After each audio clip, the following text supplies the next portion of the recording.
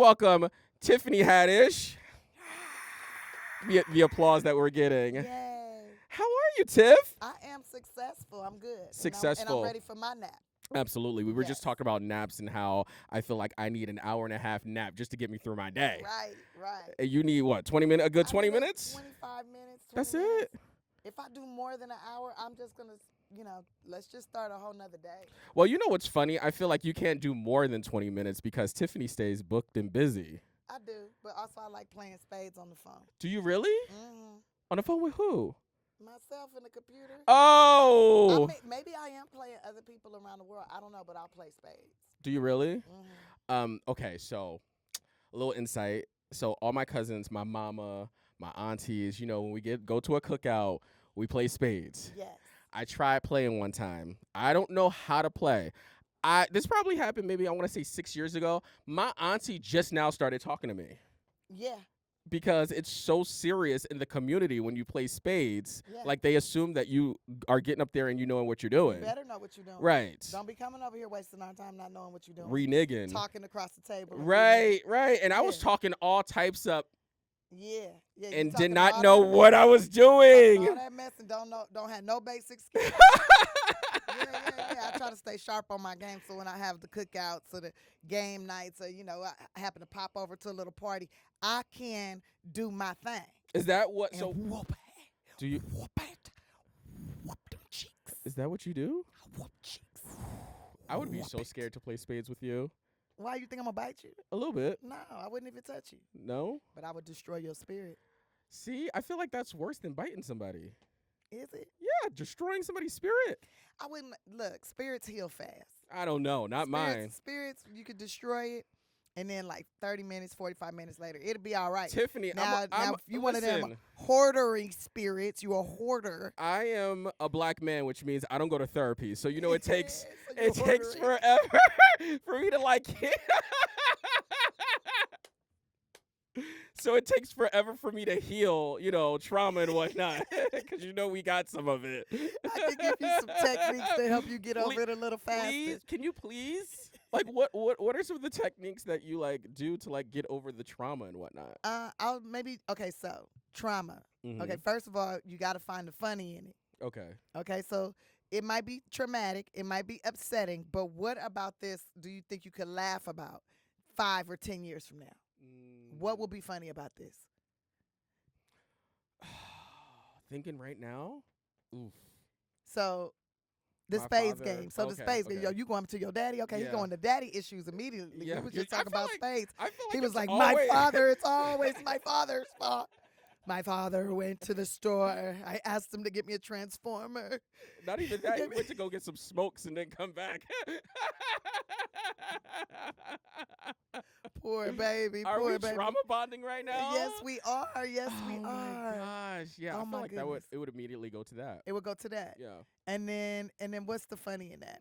He went to go get smokes and cigarettes kill. Bum, our relationship. Yeah. The first thing that nicotine did was destroy my father-son relationship. Is that how you come up with the things that you're on stage talking about? Mm-hmm. Get out of here. Mm-hmm. And that way nobody can steal your jokes either. Right, because it's you. It's me. So what's the funny in this to me? Now, somebody might have heard me say the nicotine destroyed our father-son relationship, and they might be upset about it. Right. Why? But in 5 years from now, they'll be laughing. Why would they be upset?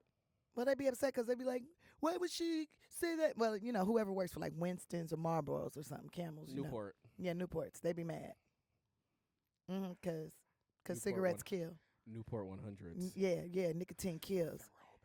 Vapors. Can I tell you, the first time I saw you, true story, Mm-hmm. you were on the new version of the Arsenio Hall show. Do you remember that? Yes, that's when I thought I made it. You could not tell me I didn't make it. So you were up there, and I remember seeing you, and you were just so funny. And the one thing about you is I thought that you were just don't take this the wrong way, just an around the way girl, and that's why I feel like representation definitely matters when you see somebody on TV that looks like you doing your thing. You know, it doesn't necessarily have to be the same gender, but you were up there, you were doing your thing. How did it feel? Because he was such a big force for the culture, right, back in the day. How did it feel to be on his show, the new version of it, being asked to be up there doing your thing? First of all, thank you for saying that I felt like a around the way girl, which means that it felt like it was somebody you knew, somebody from your community that was there. And I am somebody from the community, so that is dope. Thank you. I got you. Wasn't misrepresenting. Second, it was so amazing that I was on the Arsenio Hall show. First of all, always wanted to be on the show. Third of all, wanted him to be the father of all my children, right? And then it's like, oh wait, he's how old? Oh, and I'm how old? But I still would have his babies. Absolutely. Man, his son's so handsome. I he have his son's great babies. for his age, though. I'm saying. Yeah, his son is grown now. He look, you know what I'm saying? I think he grown. You know what? Never mind. No, I take that back. I'm not sure. I think he is. You think he? Yeah, I think he's grown. Pretty sure. Because I saw him in a comedy club. Or something. Can we fact check that for a yeah, sec? because his son is fine. Yeah, Son is handsome. We'll come back to that. Anyways, yeah, I just felt so honored, and it was like the little girl in me was so happy, because it's like, yo, this is really happening. And then when he picked me up, swept me off my feet, it was like dreams come true, because I had dreamed that I would jump into his arms. I didn't even have to jump. He just picked me up. And I couldn't believe it was happening, so I licked the side of his face. And he did taste like Ovaltine. And I want to apologize to you now, Arsenio, even though we are good friends. Yeah, we are good friends. Absolutely. He's a great mentor to me. But, yeah, he tasted like Ovaltine. Was that intimidating? No, it was exciting. And then I was like kind of I thought I was backstage crying. It felt like I was backstage crying, because it was like one of those moments, because right before I came out, and then they had to reset, because I was like, because he said, this young lady, she's smart. Like, that was the main thing. He said several other adjectives, but the smart thing got me, because here's a man that I look up to. I had yet to have an actual conversation with him, and he knew, or somebody told him, or he watched what I was doing and knew that I had a certain level of intelligence, and that felt really, really, really good. And I felt like I was crying. I thought, like, in my mind, there was tears running down my face. And the lady did say, calm down, Tiffany, are you ready to go out there? And I was like, yeah, but he said I'm smart. Like, and she's like, you got this? And I was like, yeah, I got it. Like, okay, tell him to do it again. You gotta like hype yourself up to do it? No, but I was trying to like swallow tears.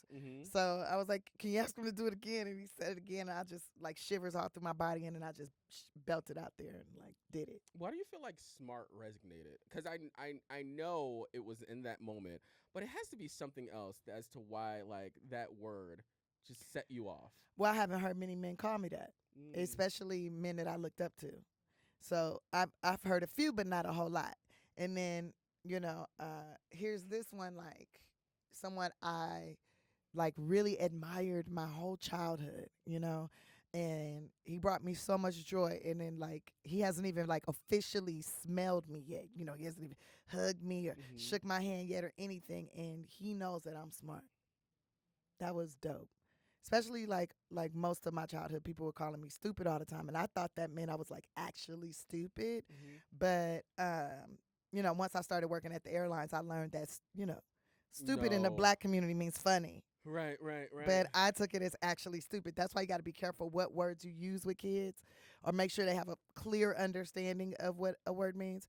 But yeah, I might have been, you know, not good at also at like, you know, what's that intention of words? It's just I hear the word and that's what I thought it was. So it's just like somebody saying stupid and you're automatically, you know. But I feel like sometimes like when adults are mad, and then having, I guess, the upbringing that you had, like you hear it and you're legitimately like thinking that that's the case though. Yeah. Like what I'm saying, because I feel like if you are like, if my mama say it, like, oh, you stupid, like, you know that maybe there's a little bit of like, you know, funniness to it. But I think with everything that you've been through, like you hear that. And I take it literal. Right. I took everything pretty literal. Right. That might be why I like take everything as a joke now. I don't know, but I took things very literal. So If that's what it was, and if I knew what the meaning of that word was, then I'm assuming that is what you mean. Like when people used to say, "Oh, that's dope. That's dope. Oh, you such a dope. That's dope." I automatically thought that's drugs. It's bad. So they'd be like, "Tiffany, you dope." I'd be like, "Oh, No, I'm drugs. You addicted no, to me? no. You are dope. A dope individual. But now I know that's I know better. It took a minute to learn. Do you feel like your childhood fueled who you are right now and what you're doing? Yes, my whole adulthood is healing from my childhood. Duh. Isn't that what we're all doing? Yeah. We're just trying to heal from our childhood. Some of us go to therapy and actually like do the steps to do it. But I you're go to doing therapy it. too. Yeah. I go to therapy. I mean, court ordered back in, when I was like 16 until I was like 18, 19. Then I went 21 and said it. Yeah, I've been in therapy my whole life. Since I was 16 anyways. That's not my whole life. But I mean, it's a majority. Do you feel like it helps you navigate the scene, like even right now? Like situations that you've been in right now. Yeah, well, just to have like a voice of reason, or just to have somebody to like say those raw thoughts to that gets paid to not necessarily judge you, but to like help you ask yourself the right questions. Sometimes our thought processes get a little bit misconstrued and you just constantly stick in a negative place, and you got to kind of find the positive in those negatives and like change the thoughts. I really believe your thoughts paint your like whole universe, your whole world. And like that's why like they say if you have a sad mom, a depressed mom, or whatever, your childhood is kind of dark and depressing. Like, but if you have like a joyous mom, like a motivational mom, a mom that's always looking at the positive side, you see your childhood as like it was pretty good. It wasn't that bad, like because you saw your mom happy most of the time. Like it's like what and as a child, you still don't have a gravitas of like environment or words or this or that. Like so you're learning all this, so you really know emotion though. Right? And those emotions like fuel your thoughts. And if your parents are around you always angry, sad, upset, like scared and whatever, like you're gonna pick up on that, and then you're gonna start having those type of thoughts as a kid, and then that paints your like your world for a while until you like environment change and like who you were around, and like what they say, birds of a feather flock together. Absolutely. So if you sticking around people that's always thinking negative and always like, oh, life sucks, and oh, I gotta always like scratch and scrounge for stuff, you're gonna be scratching and scrounging too. So like even as someone, when I didn't have a lot of money, when I didn't have any money, I would always try to hang around people that had more than me. Because I figured if I'm hanging around people that have more than me, I'm bound to get some of their leftovers, or I'm bound to learn how to get more too. Right. That's why I feel like you always need to hang out with people, maybe not all the time, but who are slightly smarter than you. Always smarter. Yeah. I try to make sure everybody's smarter than me. Sometimes I find out that they're not that smart, that they're good pretenders. Like, you gotta go. Be like, I want to hang out with you when I want to do some dumb stuff. Okay. You ever like have a friend that's venting to you and it's like, you know what? You may be the problem. Oh, guaranteed. Yes. Guaranteed. Like, well, 9 times out of 10, you are the problem because you picked this scenario. Right. You put yourself in a situation. I think every time it's you. Have you ever been in a situation where you were scared to tell your therapist what happened? Nah. Never. I think that is the main reason why I think I don't go, because I feel like the therapist, how they say, like, you can go and get advice without, I feel like some of them are like low key judging a little bit. I think that's the main reason why I wouldn't go. They probably are. They're human beings. Yeah. It's like it's innate in us to judge, but it's not their job to go, oh, you suck as a human being. It's their job to go, now, why do you think that happened? What could you have done differently? What's the positive in this? What lesson did you learn from this? Like, if you had the opportunity to do it over again, how would you do it? Because when you make mistakes, if you don't learn from them, they will happen again. They will happen again. If you're not paying attention to the root cause of the problem, it will happen again. Guaranteed. Like scraping your knees as a kid. Till you learn how to run right, Dorsey toe and everything, you're going to trip and fall again. You keep on running down that street with the big old cracks in it, you're going to do it again. You're going to hurt yourself again. So is this still a mistake? Like, let's say you're learning to walk, you're learning to run, you're running, you're scraping your knees. Maybe you just haven't learned how to do it correctly yet, but you continue to make the mistake. Is it still bad? You get what I'm saying? Well, it depends on what the mistake is. Right. But like if you're hurting yourself in the process, eventually you will be scarred. Eventually hopefully your intelligence level raises up enough where you make adjustments, right? Mm-hmm. That's what I think. That's what I think pain is about. I think pain is about making adjustments. Right. It's your body saying, "Hey, this isn't for us. This is uncomfortable." Just like depression is like your whole soul yelling out, "Hey, this is not the life we're supposed to be living. This is not who we are. Why? Like, I don't want to keep living this. Right. Like, let's focus on what we actually are good at or what we Right. actually love. Like, change up the environment. Can we go outside? Mm-hmm. Can I stand in the sun for a minute? Mm-hmm. Like, let's make adjustments." Do you feel like you were doing everything you've dreamed of? Yeah, and sometimes I'm scared of what I dream. Some of my, not scared, but some of my dreams that I don't necessarily want to come true be coming true too. That's why it's like, be careful what you pray for, be careful what you Be dream about. specific. Right. Yeah. What do you feel like? Because when I see Tiffany, I see this confident, says it like how she means it woman, right? What do you feel like you would be scared about?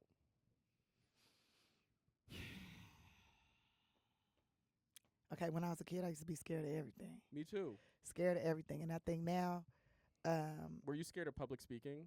I was scared of everything. But I wasn't scared if I could sing, even though I could not sing. But I could, but I couldn't, you know? And it was like, I don't think I'm really confident. I don't think I'm super confident now. I think I'm courageous. Like, I've learned to lean into the fear, lean into it. Like, I might not be the best singer in the whole wide world, but I'm the best conveyor of emotion, and that's what music does. Help change your vibe and your emotions. So, like, I think that it's just about leaning into the fear, as long as it doesn't hurt anybody or yourself. How did you learn to do that? Because I feel like a lot of people run away from it. Yeah. The fact that you are leaning into it, that's interesting.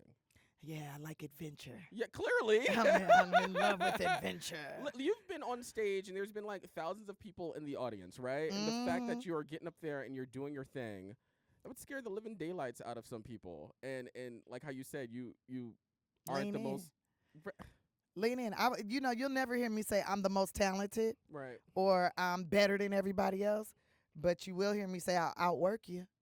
I'll try things that you might not try. I'll say things that I actually think, because I know I'm not the only person that thinks this. You know, I mean, what's the worst that could happen? Somebody shoots me. I got a room full of witnesses. You know, I think that would be the worst thing that could happen. Or you get embarrassed. I think a lot of people embarrassed is nothing but a great story to tell later. True. Great dinner convo. A little embarrassment makes life exciting. And why are you embarrassed? Because you got on stage and you bombed. Yeah. Nobody laughed. Ooh, but they all listened. Yeah. Or maybe they all started talking amongst themselves. That's the worst. That's how you know you really feeling. Have you ever been heckled? Yes, I love being heckled. That changes the vibe. Does it really? And I love to destroy people when I mean, not destroy them, but definitely get in that ass. Do you really? Yes. I think that would be the one thing, like, and I know every comedian goes through it, but like you up there, you doing your thing, you want to do a good job. Maybe that's just a lot of pressure in my head of being a perfectionist or whatever. Yeah, dare to fail. Yeah.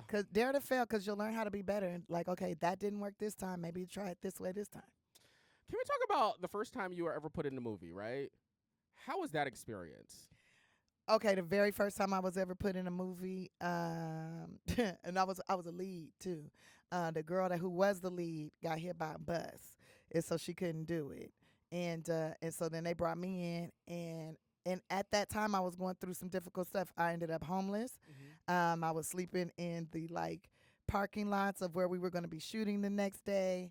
I was showering in the locations, washing in a sink, and it was weird. It was not good. I was take extra food to eat for later in the car. It was hard. You ever look back and just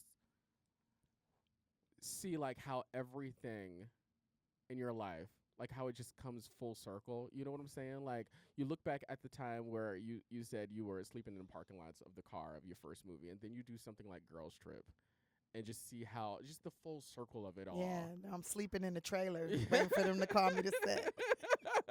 Still sleeping in parking lots, but now it has nice air conditioning and I can lay all the way out. But just think about that though, in a like, toilet. You know what I'm saying? Yeah. Like I think that's such a beautiful thing. Like you hustling. But that's the funny, right? Yeah. That's the joy in it. See, that's what I'm saying. Like there's something funny about that. There's a lesson to be learned in it. There's some nugget of truth that can go out to others and help them deal with their stresses and I feel like everything we go through, what somebody say, ooh, TMI, Tiffany, you just share too much. I was like, maybe for you it's too much, but for somebody else it's just what they needed to hear.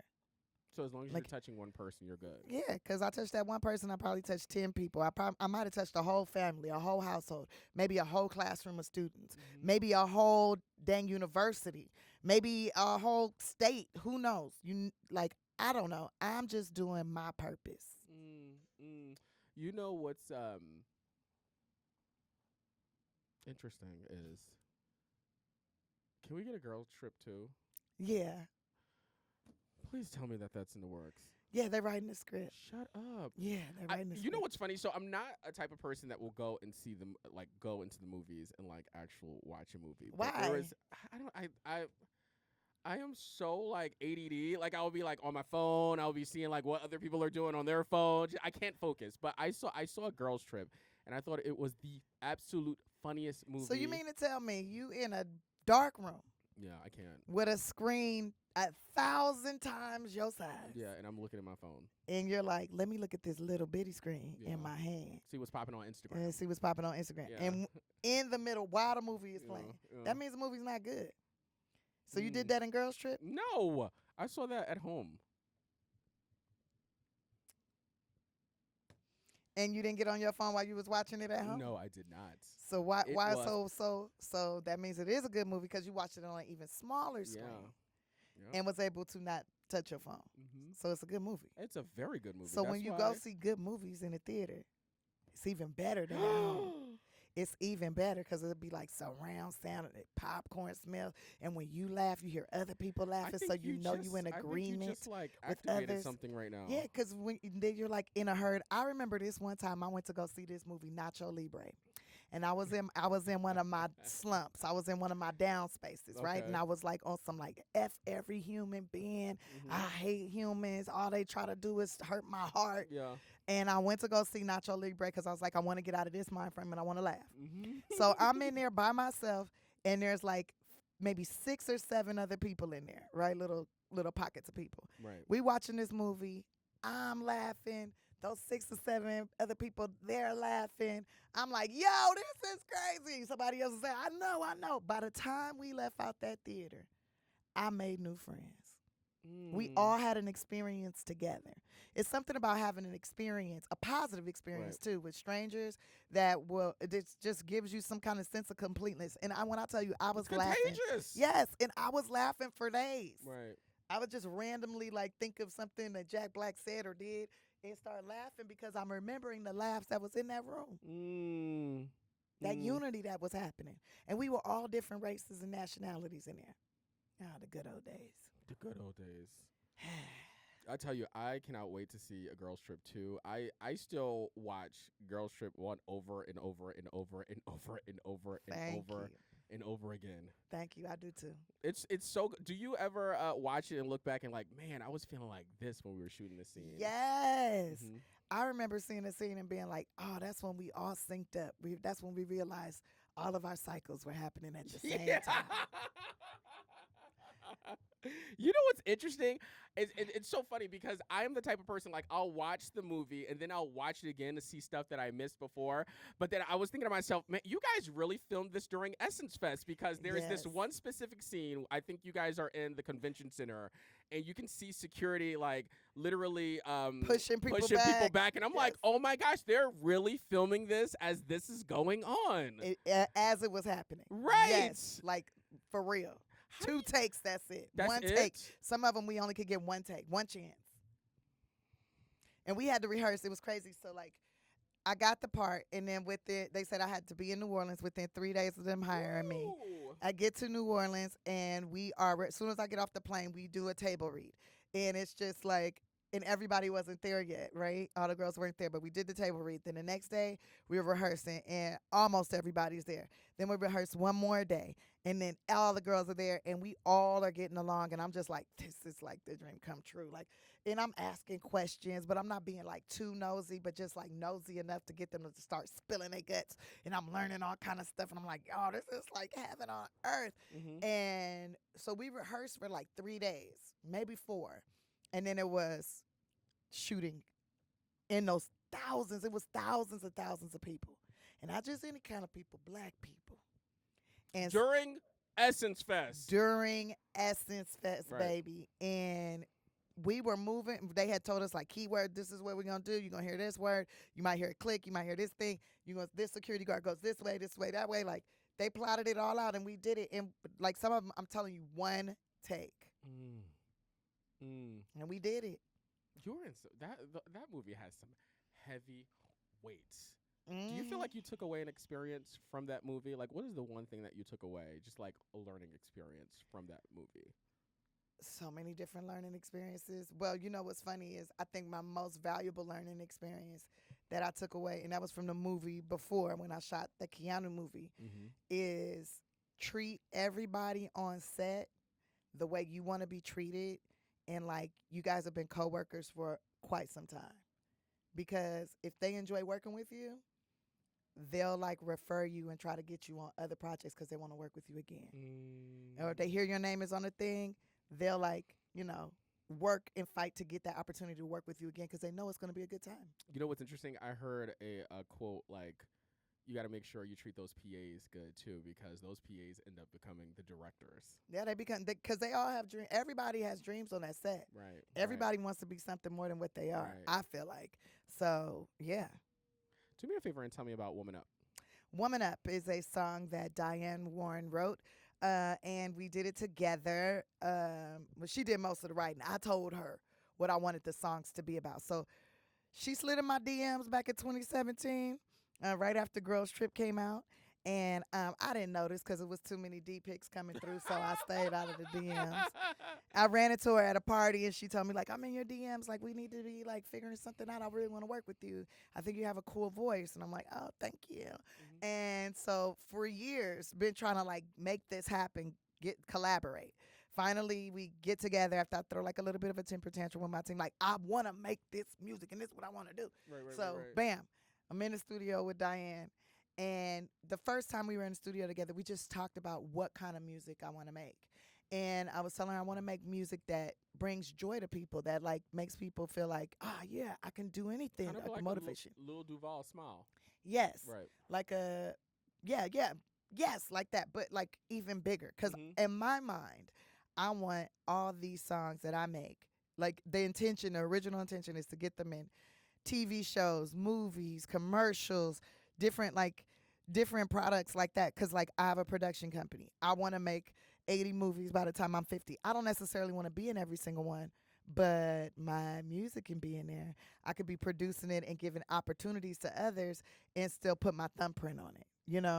I don't have to be in it. I just want to be a part of the process of making it. I love that. The one thing that I love about music is that two things. Number one, it tells a story. And number two, it invokes an emotion. Happy, sad, mediocre. You know what I'm saying? Right, because it deals with your frequencies, right? Like sound, it helps with your frequency. Like when you hear a baby crying, you're like, oh, you become irritated. You want to soothe that baby. Like if you hear like kids laughing, it kind of makes you want to laugh too. Like, so different things like that. So for me, when I was sitting there with Diane, I'm like, look, I've been having a rough 2 years, and I find myself talking to myself a lot, especially when it's time to get out that bed and get things done. Sometimes I want to just go back to sleep, like, let me start over tomorrow. Like, let me just sleep all day. But I can't do that. There's people that depend on me. There's, when I say yes to a project, that's, 200, anywhere from 25 to 200 people are getting an opportunity to work that day. Right. So I want to keep that going. I want to put food on people's table. I want to bring joy.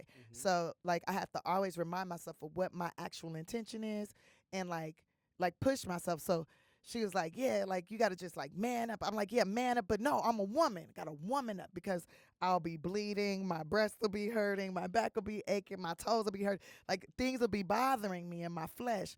But I can't allow my flesh to dictate how I move through life. And also, people be trying to use that as an excuse, not as an excuse, but a thing to throw up in your face. Oh, she must be bleeding today, or she must be going through this, as if you can't, do what you need to do and still have all that stuff going around. But you can. That's the awesome thing about women. Right. Like, I don't think. Let me catch a cold. And I'm like, let your penis start bleeding. Yeah.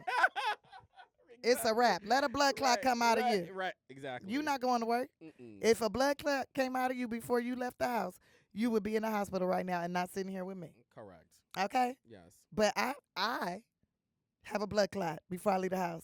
I just got to, warming up, put my big girl panties on, a big old pad, and bring myself down here and act like there's no problem.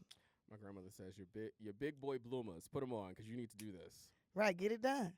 But they always say man up. There's always something motivating men to, like, be stronger, do more. You got this. Don't be a like all these things they say. But it's like, what about for a woman? Yeah. It's like, be seen, not heard.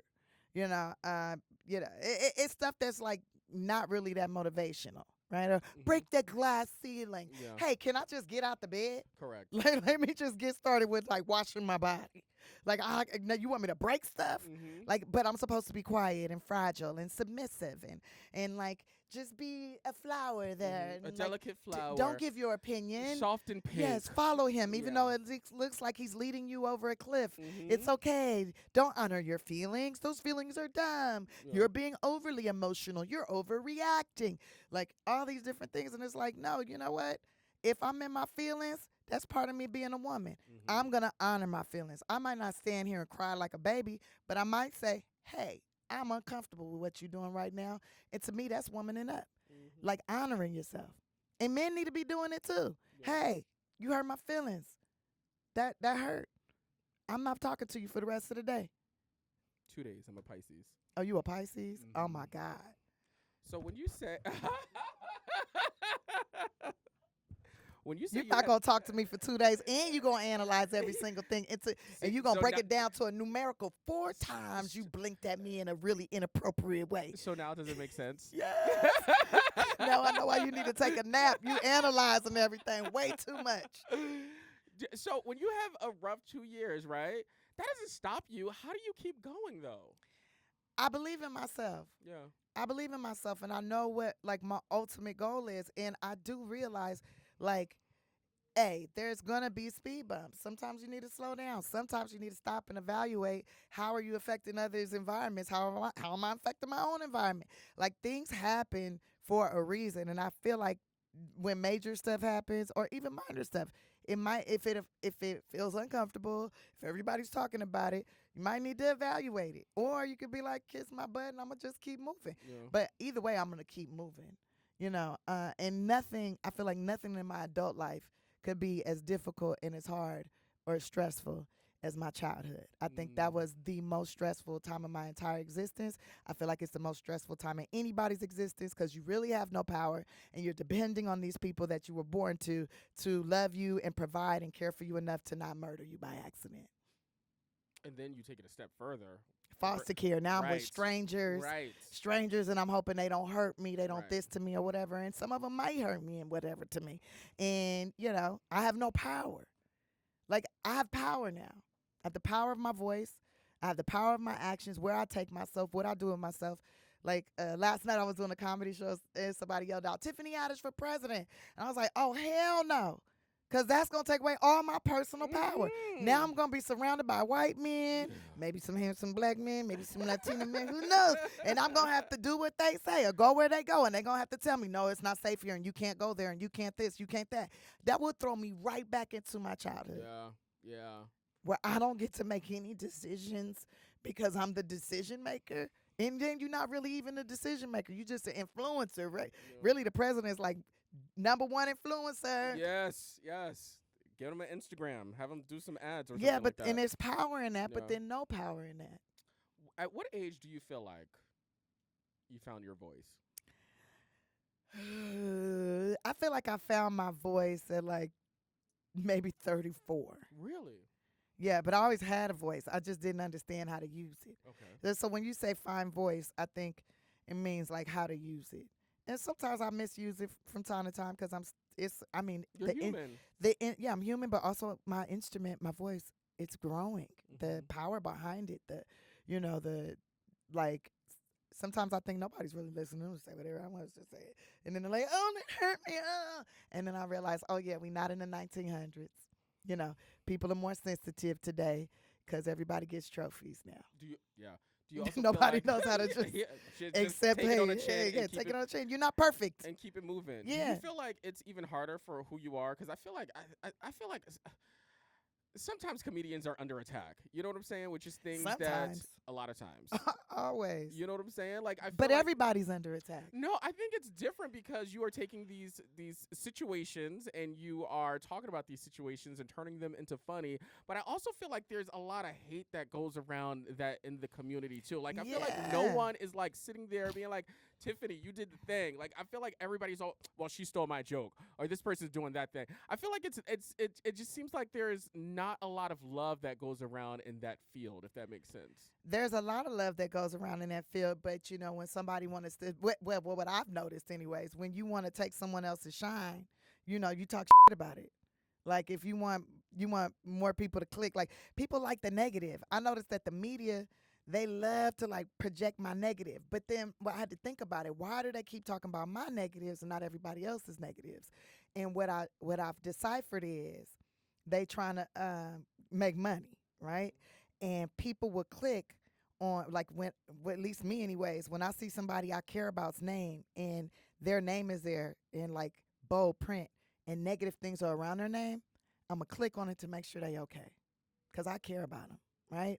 And then the people that are jealous or like, why does she get to do everything and I don't? They feel like they see themselves, but they don't know how I did it or whatever.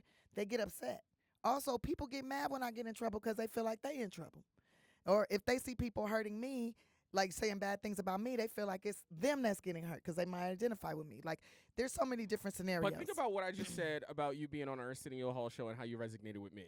So I think it's not just me that like will connect to you like that. It's just like your whole demeanor. It's like who you are. You know what I'm saying? So I absolutely understand why people would feel away when they see your name and get defensive. Yeah, they get defensive or they get hurt or they're mad at me because I didn't make the choices they would make, or because like it's so many people I see them say all the time, like, Tiffany, you famous. You don't have time to be hanging out with people like that. You don't have time to be in the grocery store. What you doing in the Home Depot or the Lowe's? Like, what are you doing? Like buying stuff for yourself, or pay somebody else to do that. Like, why are you driving? You too famous to be driving yourself. First of all, get out of my pockets. And second of all, I feel like people think when they see someone on TV that they are like loaded. Yeah, and this is why a lot of people, especially people of color, end up dying poor.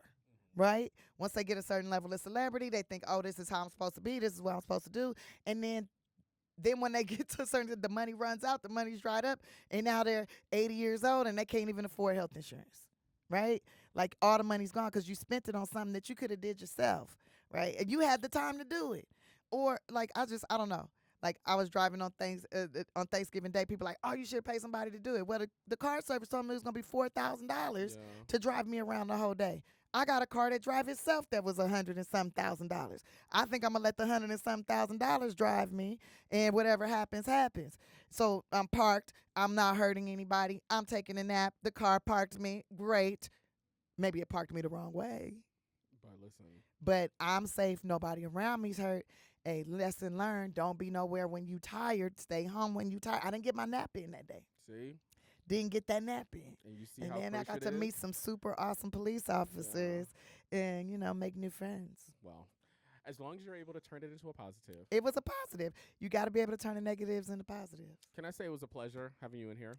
Can I say I don't know if I answered all your questions, but I had fun trying? No, I feel like you absolutely answered every question that I had and then some. Can I say I would love to go to lunch with you and spend some time with you and just like chit chat because you're fun? I love your energy. I love your energy too. Yeah. I felt it when we were at the Bad Boys premiere, and I was like, I cannot wait till you come in and we chat it up. And I am so excited that you're here. And thank you so much for coming in. Thank you so much for having me here. Of course. Tiffany, guys. Tiffany Haddish.